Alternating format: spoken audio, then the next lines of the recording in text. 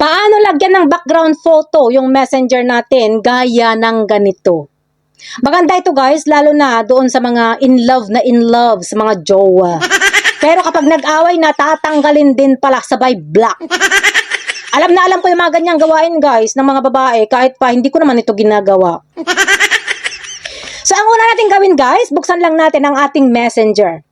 Tapos piliin nyo na kung saang conversation kayo maglalagay ng background photo. So for example, kay jowa nyo, pindutin natin. Tapos makikita nyo na itong letter I dito sa taas. Yan, pindutin natin yan. And then itong customize. Yan, pindutin natin. Tapos pindutin natin itong upload an image para pumili kayo guys ng photo na gusto nyong ilagay dito.